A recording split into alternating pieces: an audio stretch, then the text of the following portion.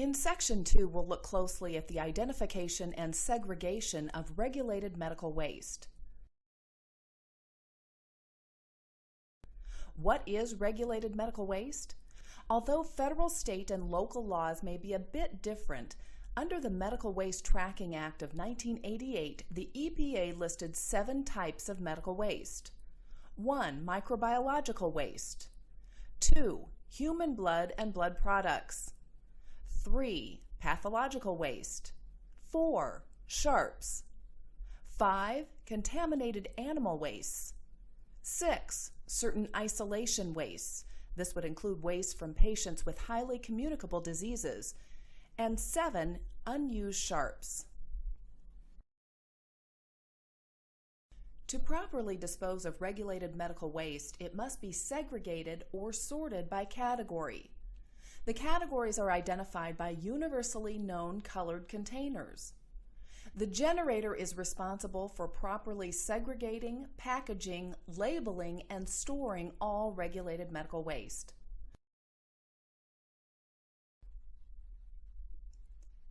The following are the current categories of regulated medical waste: sharps, biohazard or red bag regulated medical waste, trace chemo or RCRA empty, RCRA hazardous waste, pharmaceutical waste, radioactive waste, municipal solid waste or regular trash.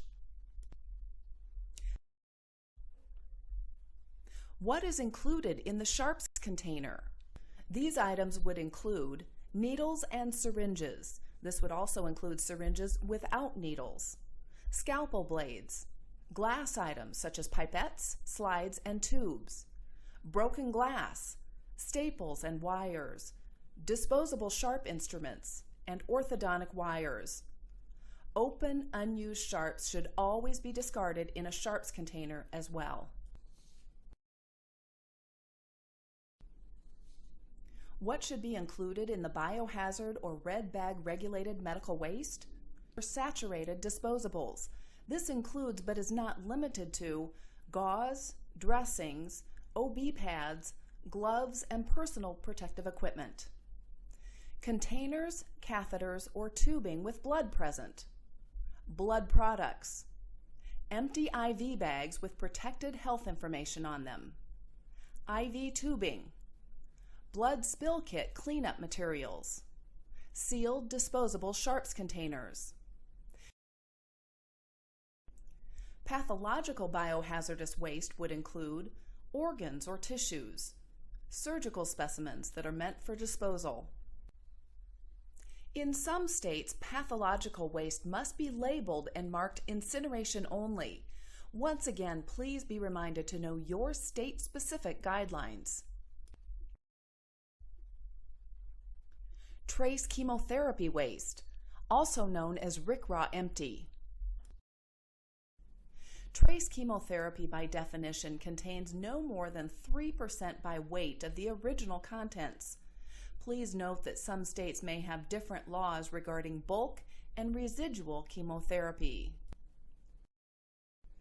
Items to be placed in this yellow container would include items used in the preparation and administration of chemotherapy, such as all personal protective equipment, IV tubing, empty bags and/or bottles, empty pharmaceutical vials, needles and syringes.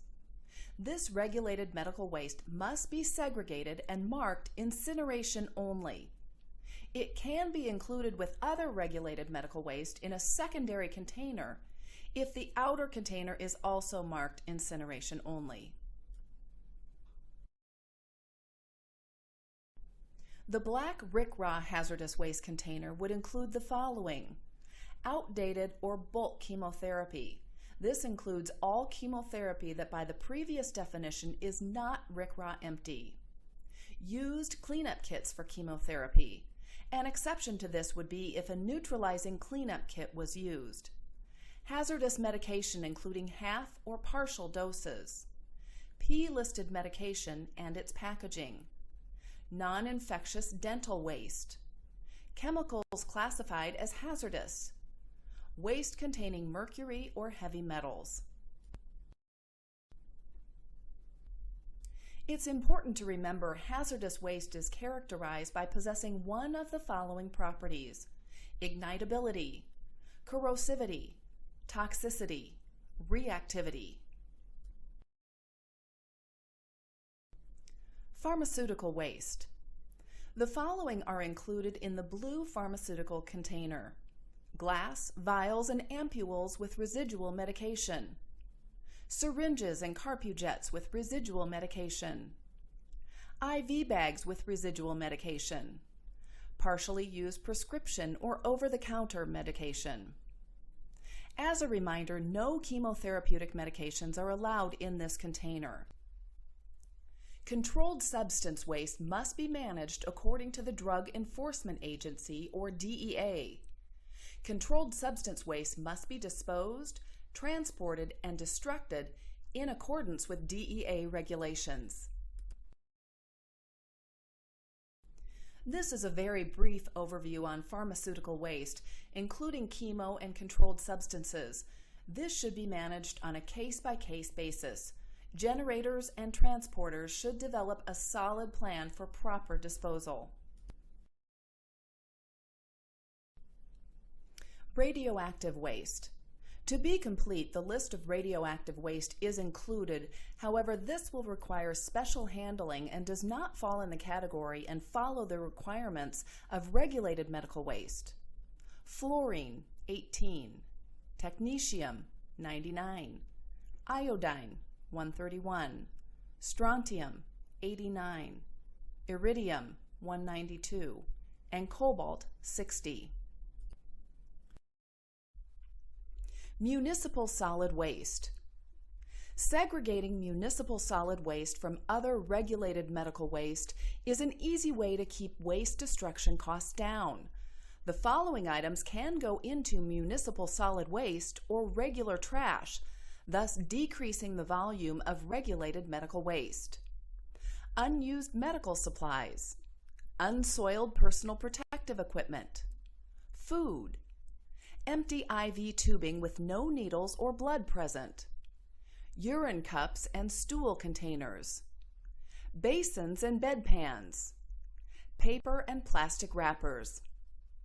Collection containers would not be considered regulated waste under OSHA's bloodborne pathogen standard unless the sample it contained is contaminated with blood or OPIM. Please be aware that OSHA does not regulate the final disposal of regulated medical waste. Please be advised that if an item is labeled biohazard, it may be rejected by your municipal solid waste company or landfill. Sorting and placing regulated medical waste into an appropriate approved container reduces risks to others. However, waste that isn't contaminated or hazardous should always be placed in a municipal solid waste container to reduce disposal costs.